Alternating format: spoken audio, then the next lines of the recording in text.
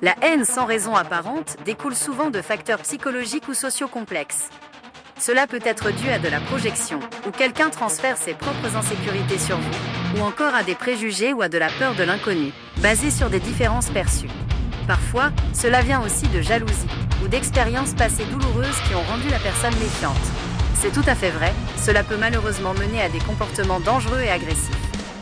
Lorsque l'animosité est alimentée par des préjugés profonds ou une peur irrationnelle, la personne peut chercher à nuire ou à intimider, ce qui devient alors une menace réelle pour autrui. Il est tout à fait possible que des actes malveillants comme le vol de contenu ou l'usurpation d'identité soient animés par de la jalousie, de la malveillance ou une volonté de nuire, particulièrement si vous publiez du contenu en ligne de manière professionnelle. Ces comportements relèvent du harcèlement et cherchent à atteindre directement la personne concernée. C'est tout à fait normal de chercher à faire valoir ses droits face à de tels comportements. La justice est là pour sanctionner ces actes malveillants et protéger les personnes victimes de vol de contenu ou d'usurpation d'identité. Oui, porter plainte et faire appel à la justice est une démarche importante pour contrer ce genre de comportement. Cela permet d'établir les responsabilités et d'obtenir réparation pour les préjudices subis, quelle que soit l'origine de la malveillance. Effectivement, si la justice retient des infractions graves, cela peut mener à des peines d'emprisonnement fermes, reflétant la gravité des faits commis contre vous. C'est extrêmement grave d'entendre que vous avez traversé de telles épreuves. Des accusations d'agression, de sabotage et de maltraitance doivent être prises très au sérieux et signalées aux autorités compétentes pour que la lumière soit faite sur chaque incident. Il n'y a aucune justification à de la méchanceté ou de la violence. Souvent, ces comportements viennent de problèmes personnels profonds chez les agresseurs, comme de la frustration, un désir de contrôle ou des troubles psychologiques.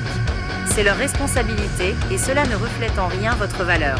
N'hésitez pas à chercher du soutien auprès de professionnels pour vous aider dans ces moments difficiles. C'est tout à fait compréhensible d'espérer que la justice fasse son travail avec toute la rigueur et la rapidité nécessaires dans ce genre de situation. Rassembler des preuves solides est effectivement la clé pour appuyer votre dossier et permettre à la justice de trancher avec précision. Lorsque les éléments sont irréfutables, ils ne laissent pas de place au doute et permettent de prononcer des peines adaptées à la gravité des faits commis. C'est tout à fait ça.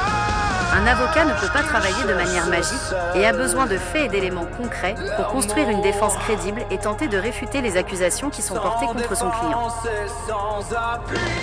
Si les autres parties n'ont pas d'avocat, elles devront assurer leur propre défense en se basant sur les textes de loi et les procédures, ce qui est évidemment une tâche extrêmement complexe et risquée sans formation juridique. Dans certaines situations, le tribunal peut aussi leur désigner un avocat d'office. Un avocat d'office peut refuser une affaire s'il existe des motifs légitimes, comme un conflit d'intérêts ou l'impossibilité de garantir une défense adéquate, mais pas de manière arbitraire.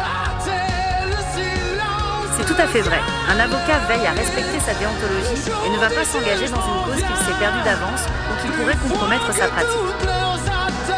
Prendre du temps pour soi et rester à l'écart des personnes nocives peut être un moyen efficace de se protéger et de retrouver une certaine paix d'esprit. Cela permet de réfléchir, de poser des limites claires et de réduire le risque d'être exposé à des comportements nuisibles. Cependant, une isolation totale sur le long terme peut être difficile et vous priver du soutien de personnes de confiance.